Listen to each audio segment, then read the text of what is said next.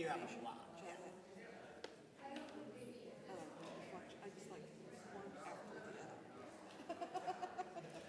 Not a lot of breaks.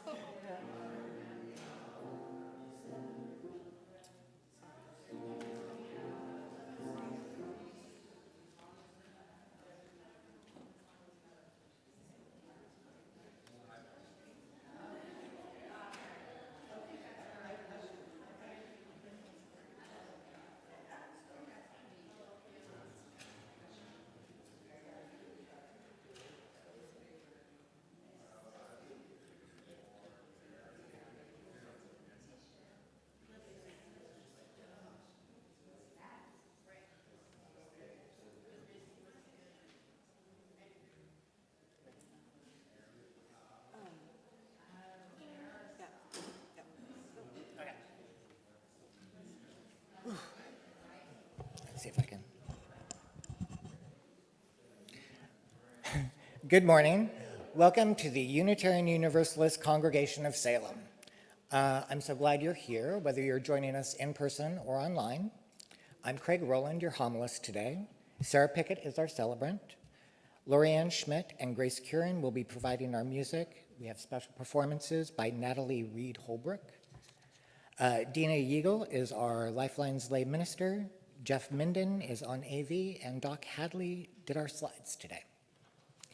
Reverend Monica is still on vacation and will start taking meetings early August and be back in the pulpit August 16th. As we gather as a community of seekers, each of us carrying questions and searching for wisdom, inspiration, and connection, we gather to wonder at life's mysteries, express gratitude for life's gifts, and grieve together during life's hardships, and encourage one another as we continue to learn and grow. Whoever you are, wherever you are on life's journey, you are welcome here. Whatever beliefs sustain you, whomever you love, however you understand and express your identity, and in all the ways you are still becoming the person you will be, you belong in this community. After today's service, we invite you to stay for coffee, conversation, and community in the fellowship hall. In honor of today's service, there are some special cupcakes waiting for you at the snack table. If you are visiting for the first time, please stop by the welcome table and say hello. We'd love to hear from you. And now let's take a good deep breath, settle into our shared space, knowing that we are here together in community and in this moment. Please rise in body and spirit to join us in singing our gathering hymn. 1035, it's in the teal hymnal, which of course I left over here.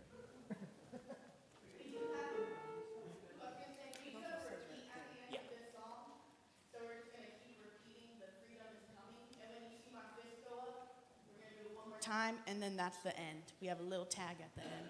Thank you.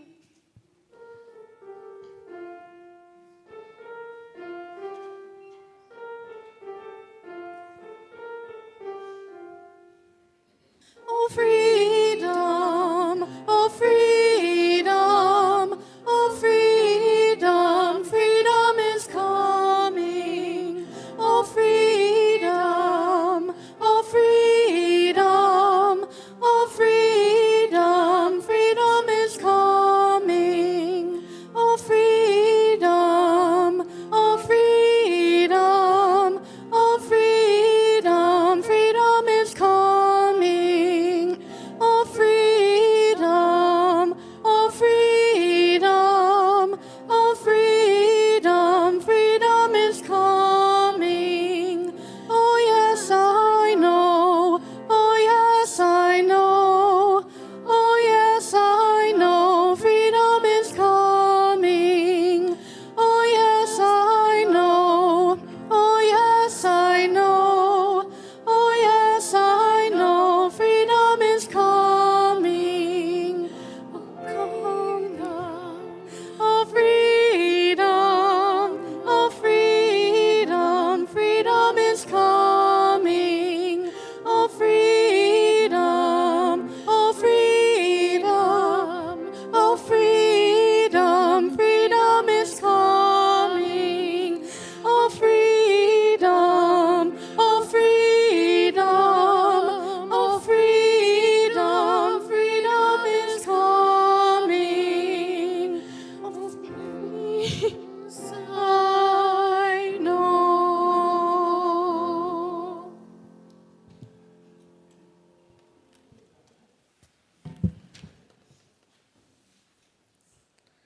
Please join me in saying our affirmation together. Love is our doctrine. Compassion is our way.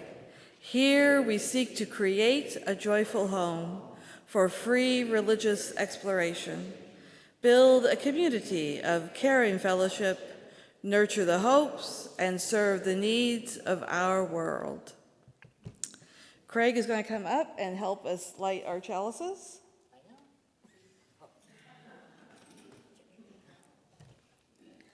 The first chalice we light in the center is for members and friends of the Unitarian Universalist Congregation of Salem. The second chalice we light is on the left is for our partner church family in Szymon-Falva, Transylvania. And the third chalice we light is for our children and youth who will lead us into our future. Thank you, Craig. And now here is a chalice lighting poem by Craig himself. Let us dare. In an age where words are easy to generate and harder to mean, we pause to light this flame, not to perfect our message, but to offer something true. We light this chalice for the quiet courage it takes to speak plainly of what moves us, for the voices inside us that say, I have measured my life out with coffee spoons, but you have shown up all the same, hopeful, haunted, human. For every trembling invitation, every imperfect email that carries a piece of someone's heart, we give thanks. May this light remind us connection that begins not with the flawless gesture, but with the honest one. And even the smallest act of bravery can be the start of a shared path.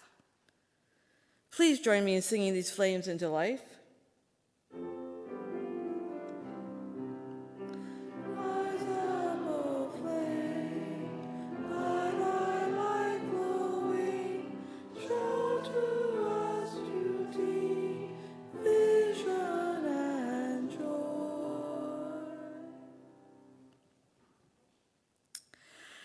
As children, we grow up absorbing our experiences without even realizing it. People influence for good or bad, and it may only be later that we recognize why, for example, we don't eat the bread bones from pizza or even a sandwich. I have had many older people around me growing up, related and unrelated, and it may be hard to say if one group influenced me more than another. As I think back on things that I still hold true today, or ones I let go of, oh no, not that, some things stand out. Here they are. Sugar on peaches. Thank you, Gigi. That is from my paternal grandmother, and the answer is still a hard no. I have no idea why she thought that would be a good idea. I mean, peaches are sweet. That's sort of the point. I appreciate that you understand. Thank you. Flowers in the house. Oh, yes. And candles. I got this from many sources, including my parents, but also from Mrs. B and Mrs. R, who I consider my Oregon grandmothers. I mean, it just makes the whole environment better. From my dad, play soft instrumental music during dinner. Segovia is nice, for example. Also from my dad, you need to know how to change the oil in your car. Nope, not really. It's handy, but you don't need to. At least I don't need to. From society, you need 2 eyes to drive, etc., etc. Nope. My mom relearned to drive just fine, thank you, after she lost one of her eyes, in an accident. Women have to wear 2-inch heels. This comes from my maternal grandmother. This was contradicted by my mother in the late 1970s, and then further contradicted by dance teachers. The lesson: wear comfortable shoes that fit your feet and serve the correct purpose. And the whole not eating bread bones? Well, it turns out that might be genetic. After not seeing my maternal grandmother for many years and then watching her eat a sandwich in her 90s, she didn't eat the last bit of crust. And then my young niece, 3,000 miles away from me, who I rarely see, turns out she doesn't eat the crust either. Yeah, so you see, I'm telling you, some things are just in the genes, I guess.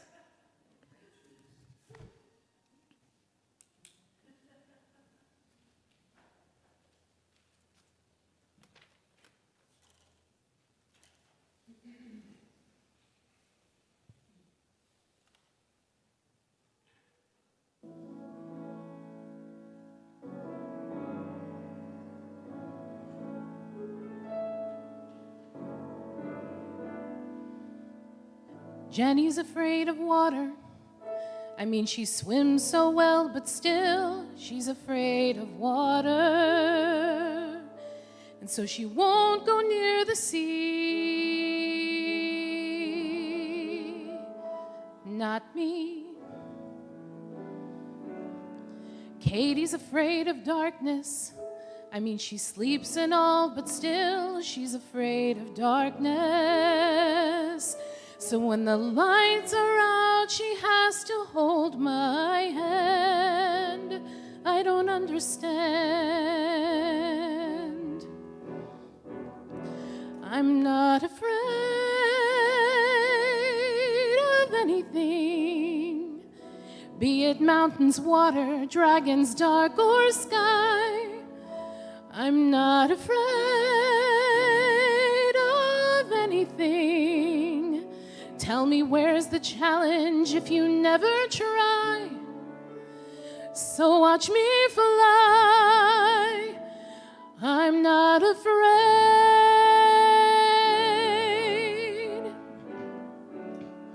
Daddy's afraid of babies. I mean, he got through me, but now he's afraid of babies. Guess he's scared of what they'll be. Not me. And Mama's afraid of crying. You know, she tries to hold it in. She's afraid of crying. And she can look at me with tears stuck in her eye, and I don't know why. I'm not afraid of anything, be it growing old or going out of style. I'm not afraid of anything. Who would give up what they want without a trial? Another mile. I'm not afraid. And I feel the calling of adventure, and I hear the ringing in my ear. The lights are blaring, trumpets blaring. I'm right here. And I hear the calling of tomorrow, and I feel the stirring in my bones. And David loves me. He's afraid to hold me. Listen to the calling of excitement. Can you hear the pounding of my heart? The lights are ready, pulse is steady. I can start. Never stop the calling of a challenge. Blessing on the water and the stone. And David loves me. He's afraid to tell me. David loves me. He's afraid to trust me. He's afraid to hold me. And he'll always be. He's afraid of me. And I'm not afraid of anyone. I'm sure to win with anyone at all. I'm not afraid of anyone. Not a soul alive can get behind this wall. So let them call and watch them fall. 'Cause after all, I'm not afraid.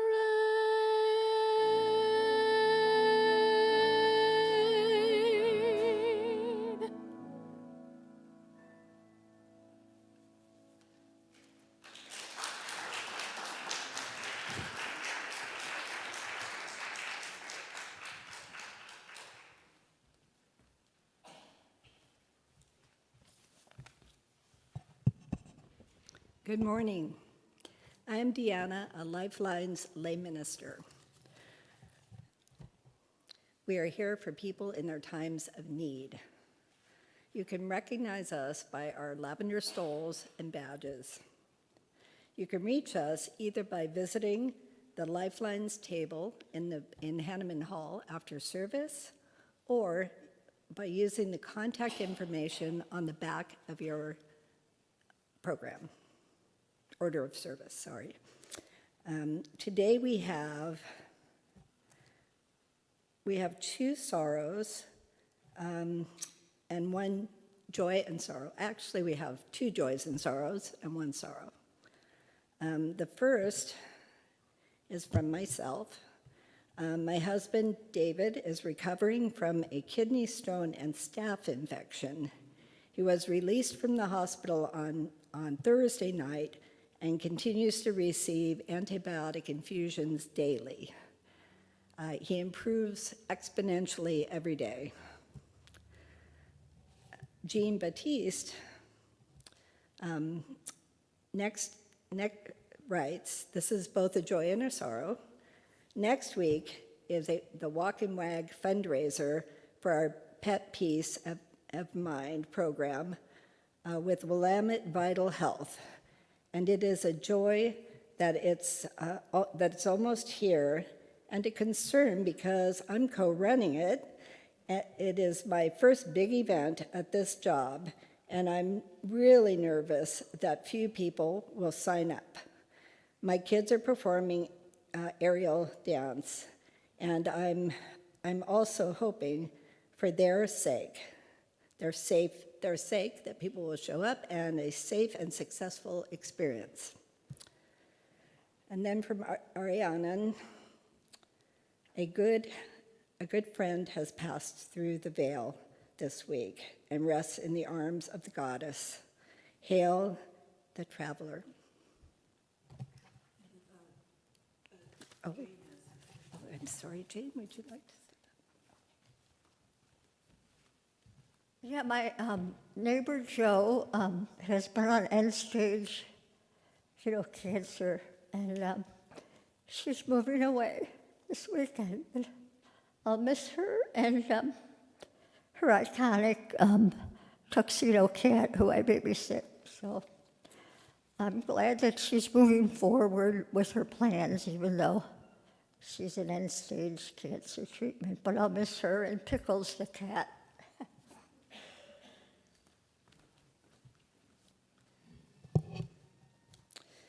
We light one last candle for the joys and concerns that remain unspoken. You may also share your sorrows and joys by placing a stone in the vessel of water in the foyer outside the sanctuary. Thank you.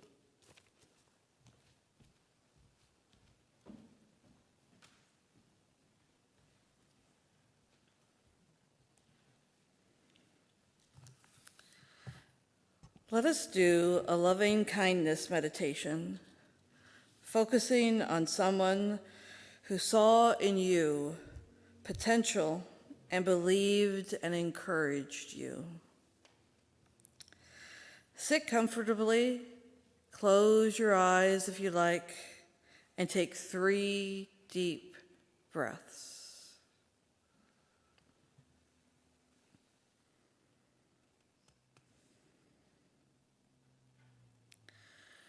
Now bring to mind the image of this person. How did they look? What was the expression on their face? What emotion arises as you think of them? Settle into a rhythm of breathing. With each inhale, imagine drawing in their encouragement, warmth, and support. With each exhale, release any tension, fear, or self-limiting beliefs that hold you back. Remember a specific moment when they encouraged you, looked at you with pride, or spoke words of affirmation. Step into the memory and allow yourself to feel exactly how you felt when they told you that you could achieve your goals, that you were okay, that you were enough. Let that feeling settle into your body. Now translate their encouragement into phrases you can repeat silently to yourself, such as, "I am capable." I carry their belief with me. I am enough.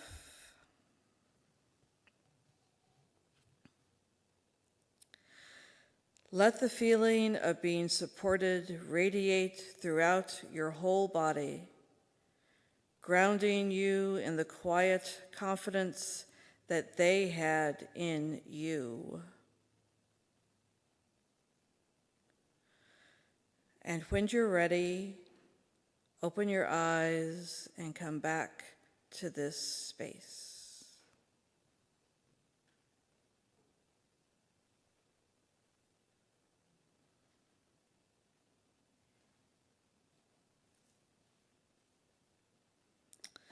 Please join me in singing our heart song while remaining seated. Meditation on breathing. It's number 1009.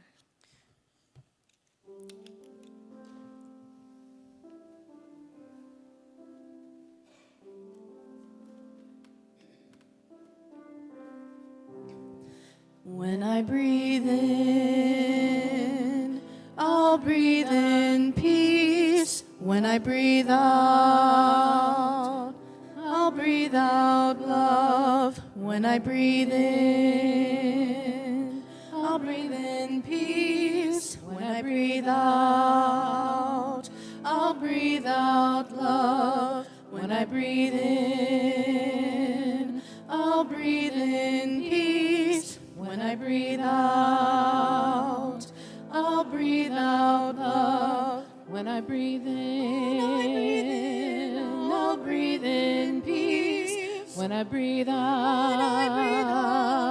I'll breathe out love. When I breathe in, I'll breathe in peace. When I breathe out, I'll breathe out love. When I breathe in, I'll breathe in peace. When I breathe out, I'll breathe out love.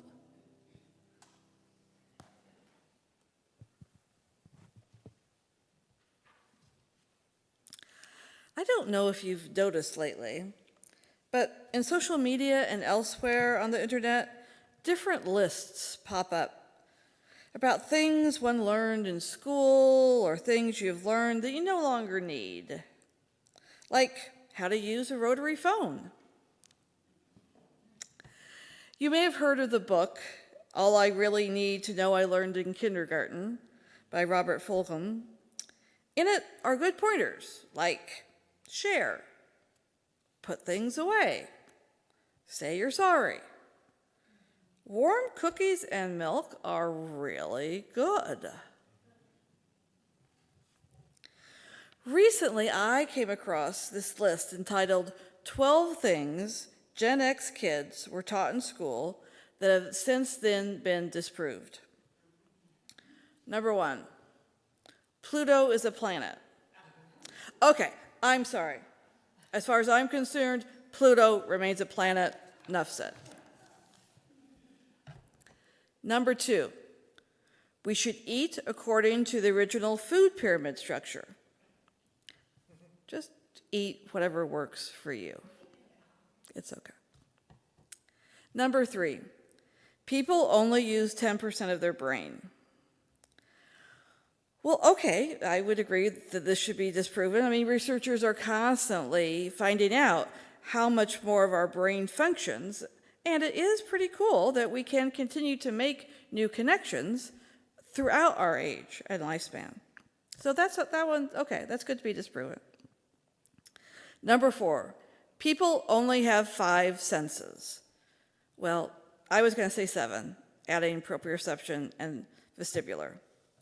However, they're now labeling more, like thermoception, being hot and cold, nociception, pain, and interoception, the hunger, thirst, heart rate, etc. And some think many more. So who knows how many we'll have to memorize. Number 5, eating carrots will improve your night vision. Okay, it might not, but beta carotene is certainly handy for your eyes in general. The myth of being left-brained or right-brained. It seems like the important thing here to remember is that lovely corpus callosum, which actually connects the two sides of our brains. And that some brains will have preferences about how to do things than other brains do, and that's okay. Number 7, the myth that Christopher Columbus discovered America. Okay, I think by this point we all agree that obviously was not true. Number 8, Albert Einstein was bad at math. Again, technically not true. He was just more interested in the theory side of things than in the formula side of things. The Great Wall of China is visible from outer space. Well, that's a shame that that's not true. But it's still impressive they got built, I think. And number 10, the blood in your veins is blue. Actually, it's a lovely deep red. It's an optical illusion, apparently, that it appears blue near the surface of our skin. So much for being blue-blooded. And there you have it. You just can't believe what you read in the funny papers anymore.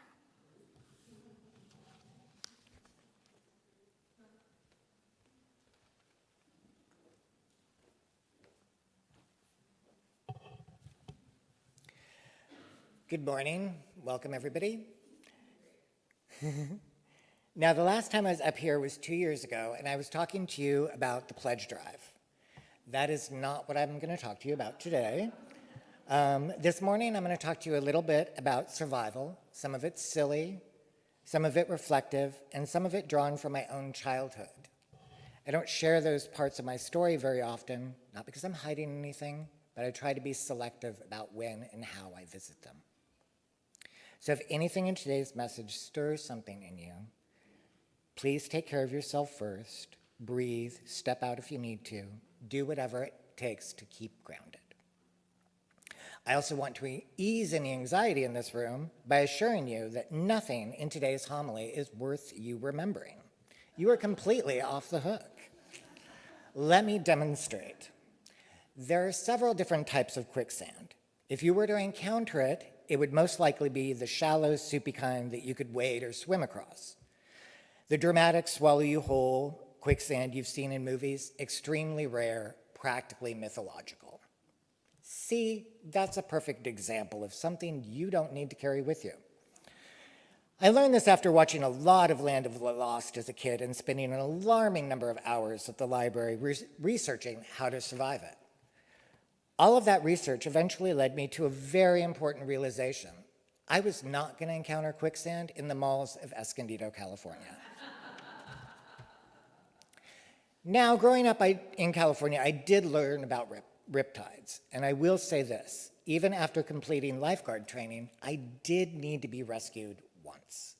So that was something that was actually helpful to know. I also learned about how to survive a shark attack.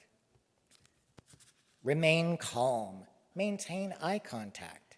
If forced to physically engage, aim for the gills and eyes. Then calmly and steadily head to safety. Now, I had already been taught the correct way to punch somebody and hold a fist. It was first grade. I was in love. Her name was Sarah. She was my playground protector. Bullies didn't dare taunt me or they would face Sarah's wrath. She showed me how to punch somebody and how to knee a guy in the groins. She wanted to be Fonzie when she grew up, and I wanted to be Pinky Descadero. So clearly, we were meant to be together. I still don't understand why my mother was surprised I turned out to be gay. All these years I have lived, I've only actually punched one thing, an inflatable clown toy. It got used exactly once because I was far more interested in my Easy Bake Oven. Punch a clown or bake a chocolate cake with a light bulb, it was not a hard choice. But here's the thing about impractical survival knowledge. It's actually the easier kind to dismiss. Easier to discern what is and isn't going to be helpful.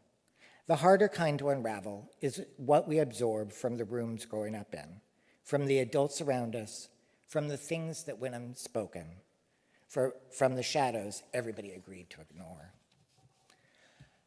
I lived in several different households growing up. Some of them were loving, some of them were not. And in the ones that were not, I learned something at the time that felt like wisdom. Don't talk about certain things. Stay near the exits, watch the adults, figure out the escape routes before you need them. I have agoraphobia, and it took a long time to arrive at that diagnosis, and even longer to understand how it developed. When I was working with my therapist, she asked me if I could remember when was the first time I noticed certain behaviors. I realized I was probably about 12 years old when I started consciously clocking exits anytime I entered a building. That's when planning an escape route stopped being a thought and started becoming an identity. I was a kid who sat near the exit on the bus, the curious one who always wanted to know where the service doors led, not because I was adventurous, because I had learned at that point that adults would not always help you if you were in danger. Now, I want to be clear, my agoraphobia wasn't the result of one action or one event. It took a long time to form, and I didn't even really notice it happening. It was small habits that were rewarding my anxiety, making my anxiety stronger. My identity was becoming entwined with how I survived. Shopping when the supermarket is least busy, dropping out of classes because I didn't feel safe in the park at night. Slowly, my world was becoming smaller and smaller. My safe space was always shrinking until the only thing that felt safe was one corner of my apartment. Being too close to a door or window was terrifying, so there was only one spot in the apartment where I felt safe, where I wasn't experiencing panic. More and more, the basic things felt impossible. Laundry, making dinner, brushing my hair. Nobody wakes up one morning completely disconnected from the world. For me, it was simple habits. Walk on that side of the street to get shade, shop at one particular store, order beer in a bottle because it's harder to spike, don't take classes at night. All reasonable, practical decisions from the outside.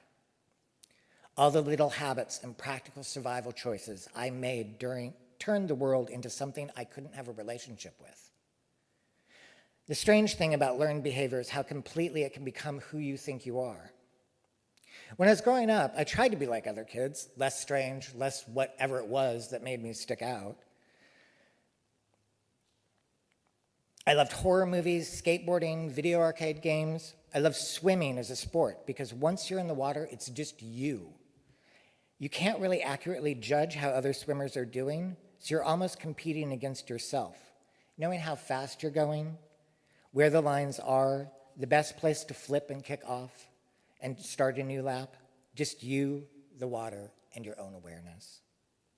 I was doing all the 80s kids things, but I was terrified others might find out I was an imposter, that normal 80s kid was just another role I was playing. When I started high school, I was getting picked on a lot. Someone even punched me in the middle of English class once. Not an inflatable clown, an actual person. So I went to see the school counselor, and he asked me why I had such a hard time fitting in. Why wasn't I just joining? This was the early 80s. The message from the world, as near as I could tell, was be anything you want to be, just don't be gay. Don't talk about family trauma, and certainly don't make anybody uncomfortable by being exactly who you are. There were parts of myself I had learned to ignore just to survive. I was carrying so much family trauma that I didn't have language for. So every identity I tried on felt wrong, like I was in an oversized coat, something I could wear but never really live comfortably inside. So I learned a lot of things that were harmful, survival strategies that would eventually prevent me from healing, ways of being in the world that made sense in the rooms I grew up in, but not sense anywhere else. Toxic environments lead to toxic ways of surviving them. It took a long time to unlearn some of them. Honestly, I'm still working on others. Depression lies to you. It whispers dark thoughts, tells you you're unloved, that everything's your fault. For me, anxiety is craftier. It's more like the riptide. You're not fighting it. You're just going with it, because going with it is always the easier choice. Less tension, less friction, just swimming with the current. And it isn't until you want to go a different direction that you realize the current's been making the choices for you. And what felt like going with the flow was actually trying to pull you under. I also want to be fair to the world, because some of what I learned came from love. I was fortunate. Not everybody gets somebody like my grandmother, Mildred Rowland. When I was 16, I decided there was no way I could survive 4 more years of high school. So I moved to Oregon to live with my grandmother, and I got my GED. My grandmother was one of the few people who truly let me be myself. If I wanted to learn sewing, she encouraged it. If I wanted to fish or do woodworking, she encouraged that too. Around her, I didn't feel the constant scrutiny of gender rules. It was just me. She was the first person I remember feeling comfortable in silence around. There is something special about the people that you can be comfortable in silence with, not filling the space with conversation. My grandmother did oil painting and knitting until her arthritis got bad. Then she switched to sewing. She taught me by watching her that you adapt, that you find what your hands can still do, and you do that. I write, I crochet, and I enjoy puzzles. I'm focusing a lot of my time on cross-stitch right now because I know at some point my eyes and my hands are not going to cooperate the way they do today. I know that someday I will need to put cross-stitch aside and pick up a new hobby. Nothing tragic, just the flow of nature. My grandmother taught me to respect the process of aging and that a personal sense of purpose and value didn't have to diminish with it. She didn't just make things either. She was involved in environmental causes. She phone banked for Obama because she was genuinely excited about our first Black president. She kept showing up for the world, even as the world was making her body smaller. And yet, for all the love she showed me, all the things she taught me, she still flinched when anybody tried to hug her. My mother used to think it meant that she didn't love her, but I always knew that wasn't it. Her bones remembered something from long before I knew her, just as my bones remember my past. Some of what I learned growing up came from love, and some of it came from places where love wasn't safe. The hard part, the lifelong part, is learning to tell the difference and deciding which ones you want to carry forward. A few years ago, I took in a rescue dog. His name is Frankie. He was found wandering the streets after some wildfires in California. He was flagged as hard to place because he had a lot of restrictions about the household that he could go to. It didn't take long to get the impression that he had most likely been physically abused. If I moved my feet at night, he would bolt wide awake and start barking. A sudden shift in bed, and he would try to bite me. Not a little snap, an actual bite. It was rough. But I understood him. I understood that response in my body and not just my head. I knew what it's like to have your nervous system permanently tuned to the frequency of danger. So I made a decision. When Frankie was at his most frightened, when the urge to bite was right at the surface, I wouldn't back away. I would just sit with him until the wave passed. Because I figured the best gift I could give him was helping him learn that not every moment of discomfort is a threat. That somebody can stay, that no matter what, I was always going to be there. Because the real fear isn't pain, it's abandonment. Even if his nervous system was wired for fear and anger, he still wanted to be loved, still wanted to be seen. It took years, but Frankie is practically a different dog now. It's been a long road, and it wasn't easy. I had friends help me socialize him, and offer me support when I was feeling hopeless. He still struggles sometimes. He likes belly rubs, but doesn't always know how to ask for them. He gets confused by affection because for so long, affection didn't mean safety, but he's learning. Recently, I came home, I set my bag down, I turned around, and I stepped on Frankie's paw. Not hard, but enough that he yelped. And I froze because I knew this dog. I knew what his reflexes were capable of. I was expecting a frenzy of teeth and anger, but he didn't bite me. He just looked at me, and when I reached down to pet him, he let me. I gave him a treat, and as far as Frankie was concerned, it was over, forgotten, done. I sat with that for a long time. He had learned that somebody hurting you doesn't have to mean danger. It can just mean somebody hurt you by accident, and they're sorry, and life goes on. I'm actually still working on that one. I think Frankie came into my life because I understood how to help him, and he came into my life to remind me that no matter how much work I've done, that knee-jerk response is still there. I may not lash out anymore, but part of me is still looking for a villain. We're both unlearning together. So, what are the things that I need to learn to have a healthy relationship with the world and those around me? I was talking with my cousin Andrea and her partner Jim, what it's like being in our 50s. We're all close to the same age, and the topic turned our dinner into a lively discussion. We talked about what it feels like to reach this particular point in our lives. What were each of our concerns about growing older? We agreed you kind of let things go. There's only so much time left, and you start to get real honest with yourself about what personality flaws you're going to work on, and which ones you're just going to learn to live with more gracefully, of course. Do I honestly plan to learn Latin at this point? Am I really going to follow the Marvel universe? I'm at peace with no on both accounts. So what are the things I actually need to know how to live in this world? Here's a small one that I've been sitting with. Not long ago during coffee service, somebody asked me how to spell a name. They already had the correct one written down, and I confidently, helpfully, gave them the wrong spelling. I ended up emailing an apology. But here's what I noticed. It's harder than it should be to say those words. I was wrong. When I started to ask myself why, I realized I don't have a clear memory of being shown how to say that. I have a very clear memory of being punished for being wrong, but not a single model of an adult looking at me and saying simply, I made a mistake, I'm sorry. That is not a lesson I wish to continue to carry. Growing up, when somebody said I loved you, it came wrapped in conditions. It was a statement of ownership, not warmth. Fit in, be good, don't rock the boat, don't embarrass us. So when I first heard the UUA's new Article 2 and that 7 principles were going to be replaced by something that said love is the center, my honest reaction was close to contempt. There were a few factions voicing concerns about changes to Article 2.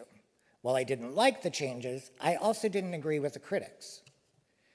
One of the fears I had shared with Andrew and Jim was worried about that tendency we get to become more closed-minded as we age. Being part of a liberal religious organization doesn't make me immune to turning into a get-off-my-lawn elder. The changes to Article 2 were for future generations. Was I really becoming narrow-minded? Looking at the critics and the changes, I realized that my reluctance was something deeply personal. No amount of logic from either side of the issue was going to sway this pit in my stomach. So I found a neutral stance I could take, and I adopted it. And I put my personal feelings on the back burner to stew. One thing that I've learned about myself is that sometimes I just don't know why I feel a certain way. I just need to give that feeling space, not prodding it, not suppressing it, just allowing it to exist, unnamed, unidentified. What was really bothering me about Article 2 didn't feel urgent, so I let it sit. It actually wasn't until me writing this homily I understood why my first reaction to love as a center was so dark, and why I still have trouble with that concept. Because I had never seen love offered without strings, because in my world, what followed love was pain, disappointment, and demands. I don't have a template for that kind of love. Love is a value, something that you draw strength and guidance from. My grandmother showed me joy. She showed me purpose. She flinched when people hugged her, but she phone banked for Obama. because she believed in a better world. She held both things at once, the wound and the hope, the flinch and the love. I'm learning to do the same. It's difficult, even now, to tell my friends that I love them. The words catch somewhere on the way out, but I'm practicing, because it turns out that is one thing I actually do need to know how to do to live fully in this world. Not shark punching, not quicksand navigation. How to say I was wrong, how to say I don't know, how to say I love you and mean it freely, without strings, without conditions, the way Frankie finally let me pet him when he's frightened. Thank you for letting me share this.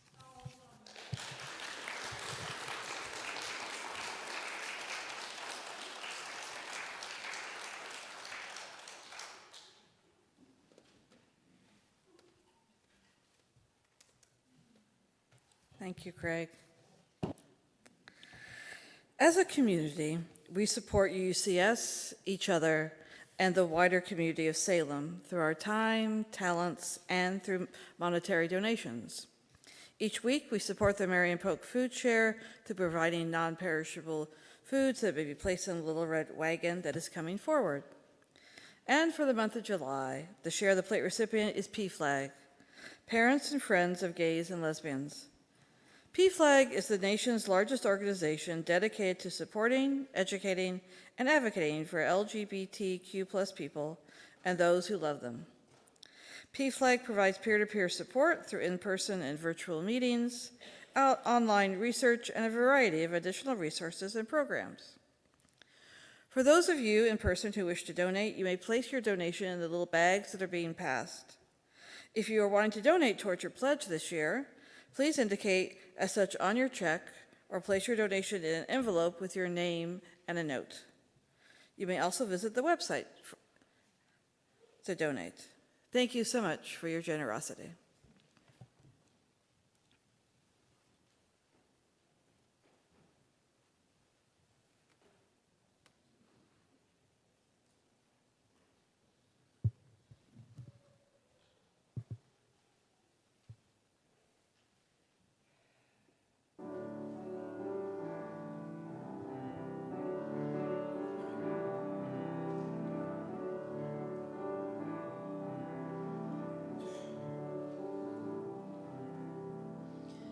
I met a man without a dollar to his name, who had no traits of any value but his smile. I met a man who had no yearn or claim to fame, who was content to let life pass him for a while. And I was sure that all I ever wanted was a life like the movie stars led. And he kissed me right here, and he said, I'll give you stars and the moon and the soul to guide you, and the promise I'll never go. I'll give you hope to bring out all the life inside you and the strength that will help you grow. I'll give you truth and a future that's 20 times better than any Hollywood plot. And I thought, you know, I'd rather have a yacht.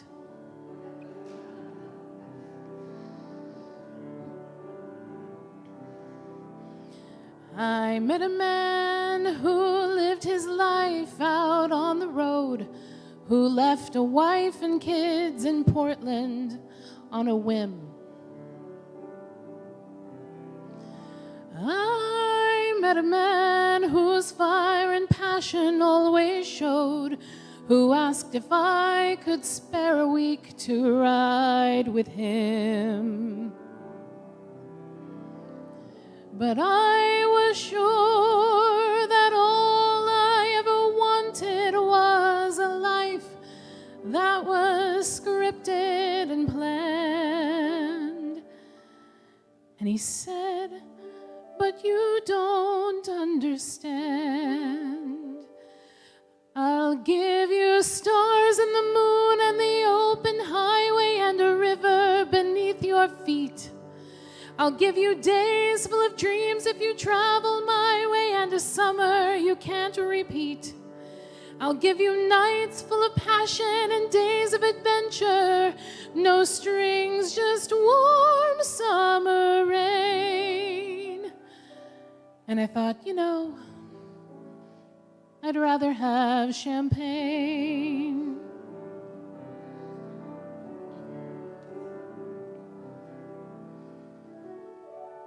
I met a man who had a fortune in the bank, who had retired at age 30, set for life.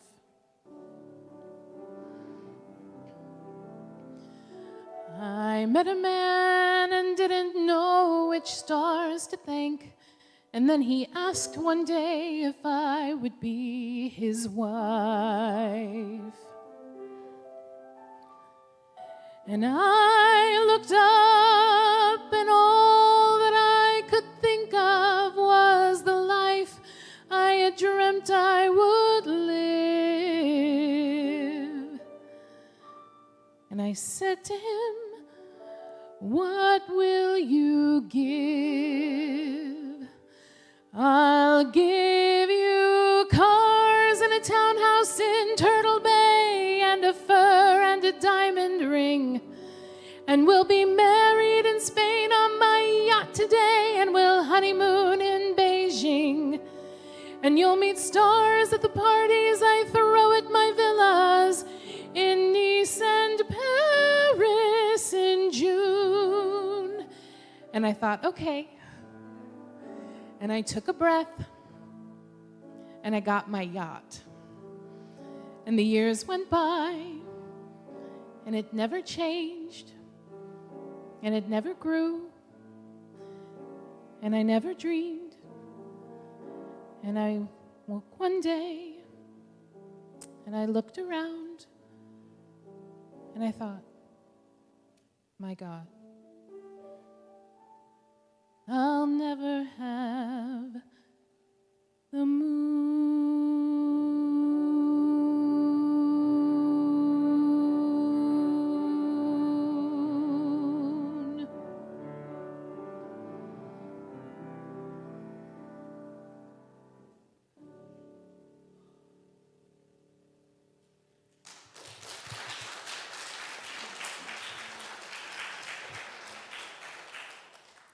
Thank you, Natalie, for sharing your beautiful voice with us today.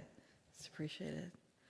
Please join me in giving thanks for these donations to the work of this congregation, which is weaving a tapestry of love and action. We dedicate our many gifts, including these offerings.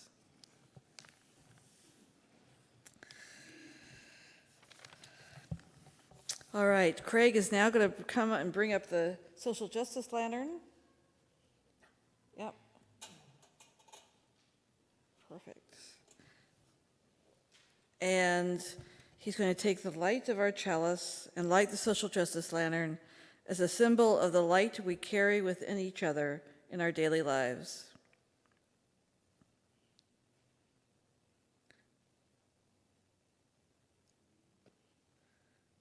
Nice.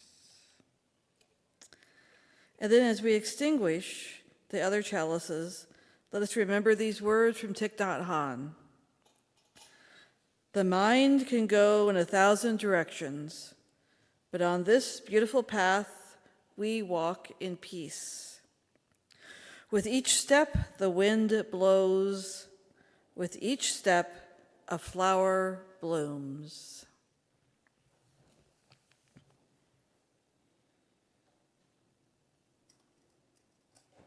Great, thank you. All right, some announcements, things to be aware of. This is the Connections Group sign-up period, and if you need any help or any questions, I'll be available briefly. Ariana is going to be one of our new facilitators. She's here. She might not be able to give you lots of answers, but you can ask when her group is going to be if you'd like.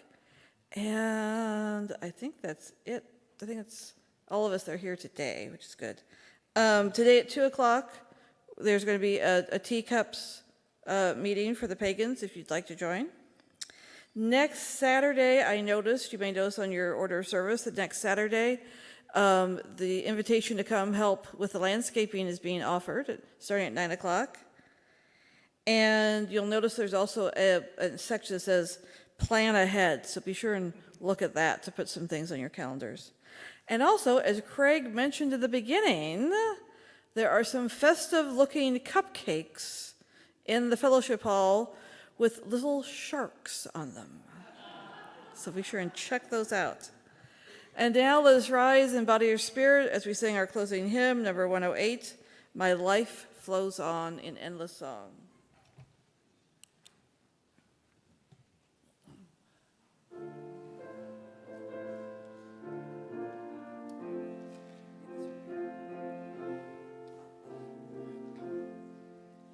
My life flows on in endless song above earth's lamentation. I hear the real, though far off hymn that hails a new creation. Through all the tumult and the strife, I hear the music ringing. It sounds an echo in my soul. How can I keep from singing? What though the tempest round me roars? I know the truth it liveth. What though the darkness round me close? Songs in the night it giveth. No storm can shake my inmost calm, while to that rock I'm clinging.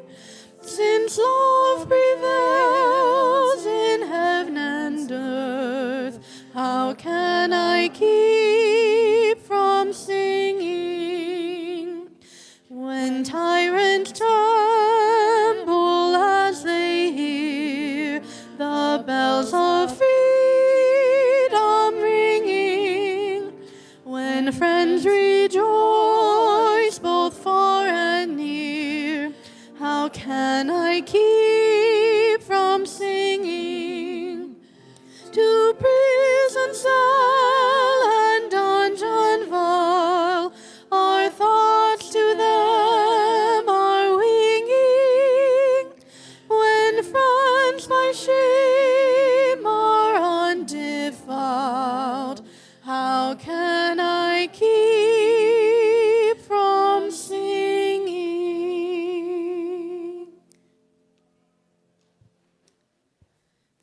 Please remain standing, and if you would like, join hands or gesture towards one another as we say our closing words. May faith in the spirit of life, hope for the community of earth, and love for the sacred with one another be ours now and in all the days to come. Blessed be.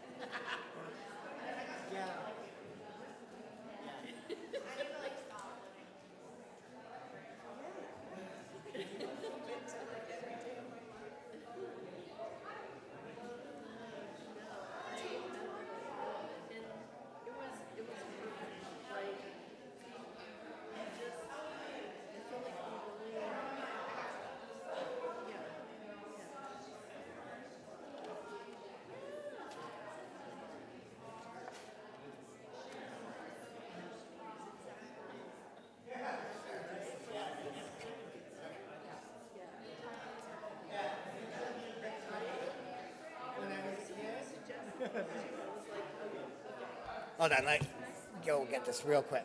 I bought this for Molly, and it's too small. So Okay. I'm hoping Frank will fit it. Yes, it will. Yes, he's big enough.